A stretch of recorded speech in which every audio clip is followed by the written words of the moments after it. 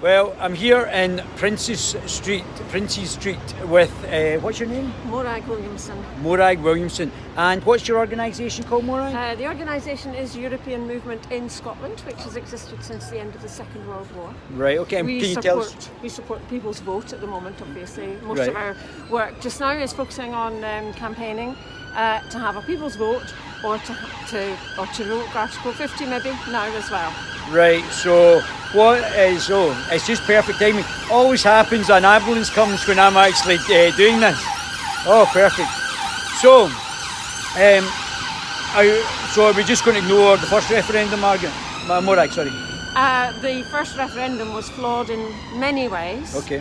And we don't think it was actually a case of true democracy. Okay. So the only democratic way to actually resolve the situation we're in would be another second referendum. Right, so can I ask you a question then? So if a second referendum came back and they voted for Brexit again, what would actually happen then, Morag? Well, we would have to accept it. That is on the assumption. But you haven't accepted it the first time, though. Oh, but there were, as I say, there were many flaws with it, including improper use of funds, overfunding, illegal overfunding by the Leave campaigns, collusion between two different Leave campaigns, which they're not supposed to do within the Electoral Commission rules. In addition to that, there was manipulation of social media using data from Facebook, which shouldn't have been acquired by the Leave campaigns. I've been in political parties and they always use data. Trust me, believe me, I can see that. But okay, so you've overturned you're going to annoy absolutely half of the UK who voted for Brexit, aren't you? Well, it wasn't half the UK, it was only 37% yeah, of well, half the people that voted, though, yeah. Populist, of the people that... No, only 37.5% of those that yeah, actually have the vote. But even less voted Remain in that situation, didn't they? Well, the thing is that we did not have enough information to go on. Right. Now we have plenty more information. We know what it means. We know what Brexit means now. We know that it will make everybody poorer. We know that we have already lost a lot of jobs because of the uncertainty right. that it's created for industry. We know that it has reduced our standing in the world, not just in Europe, but globally. Can I ask you a wee question about the EU and the European Union? Can you tell me what the manifesto was that the EU stood on last time? What I was actually voting for the manifesto? When you know how in the UK the Labour Party and also the Conservatives put out a manifesto which we should vote on. Can you tell us what that manifesto was from the European Union that we actually put out? No, I can't. So, but we have had elections. You have European Parliament elections, which people vote in. That is democratic. And when people think that, or they claim that we have been controlled by the European Union, it's absolute nonsense. But let me ask you this question then. So who actually sets the legislation in the European Parliament? Who actually instigates it, and who actually puts it forward to the? Well, the members of the European Parliament. No, they don't. It's the Commission, the unelected Commission, that dictates the. So I'm just voted on in the Parliament. They voted to say whether it's yes or no.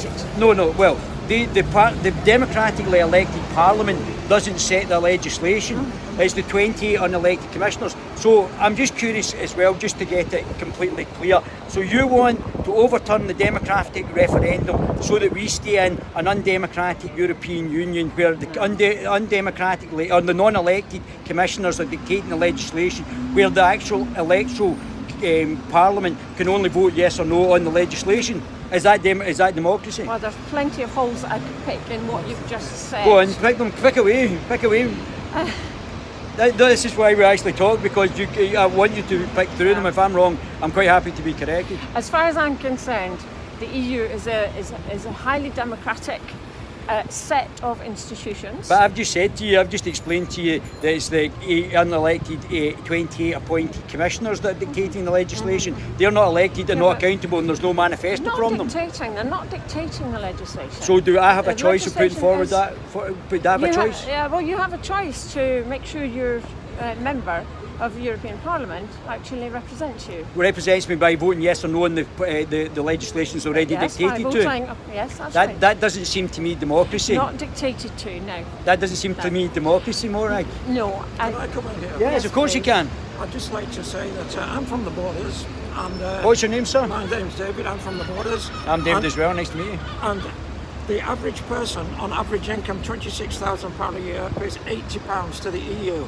In the borders, the EU gave us £100 million towards the Scottish Railway, the European Bank, a new harbour at Eyemouth, a new conservation area at Coldingham, and also everybody that's on casual wages is able to get holiday pay thanks to the EU because it's in EU legislation. Okay. So it's good value for money. Okay, well let me ask you this then. So we're actually net contributors to the EU. We spend $9 billion a year putting into the EU, and we get less money back. Is that correct?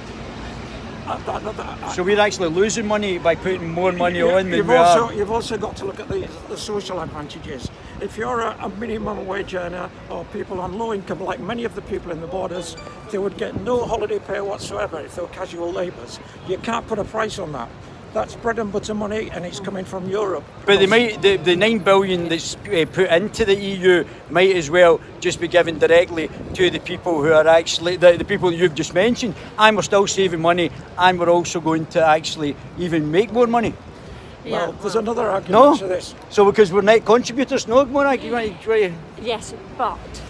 Yes, but there are parts of the UK which have been deprived for many, many years. So, but what we're talking about... They are now net beneficiaries. For example, Wales, parts of Wales, parts of Scotland. But Wales voted against being part of the EU. Well, maybe they didn't actually have proper information conveyed to them. But you and I have just talked for about... That was a main problem with the referendum. You and I have just talked for 5 minutes, and I've just picked major holes in even the democratic process and the fact that we're net contributors. No, I don't think so. Well, let's look at the Irish Republic. They've got enormous benefits from the EU.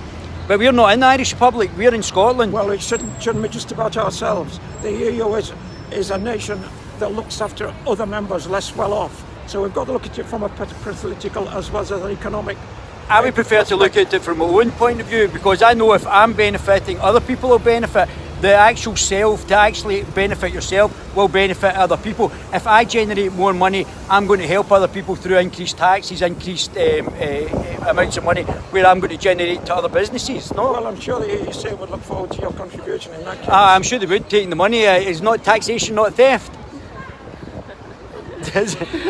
I'm sorry, I wasn't following that. I had to take a phone that's call. fine, Maureen, that's fine. So, but basically... You want to overturn the democracy, you want to cancel Article 50. You talk about listen, what does democracy consist of? Does it consist of one vote at one moment in time on the basis of very inconvenient... It should be implemented. And lies. So let me ask you a question. Democracy does not work when it's based on lies. Let me ask you a question. So if the Scottish Parliament had a vote, didn't it, a referendum to have the Scottish Parliament, correct? Yes, should we have just voted again not to have it because at a certain point of people in the... No, I think you'll find that people accepted that decision. Well, yes, you'll find that we've accepted that decision. But you're never going to accept it. Because listen. The 2014 If you get another, it was proper. Listen, are you asking the questions? Yes. Or? Well, I'm asking you one question. I'm asking this question. You've not accepted the last referendum. You're not going to accept the next referendum. It was improperly conducted, as I've said already. Whereas the 2014 referendum was actually properly conducted. Let me ask you one question. Full information. One question, knowledge. One question. If this is not delivered by the end of this, and it continues for another 2 years, do you think all the Brexiteers are just going to vote UKIP and blow the whole of the remaining Parliament out the water? I have no idea what the Brexiteers will do. I have absolutely no idea. What they have done so far is they have lied to the people of Britain, and they have pursued their own interests. Their interests lie in disrupting democracy. Okay. I'm sorry. I think we have to disagree on what democracy consists of. Yeah. I think you should Google it. I think you should Google it. Okay. Well, thanks very much. Yeah. Really nice to Yeah. Thank you, mate. Thank you very much. Thank you.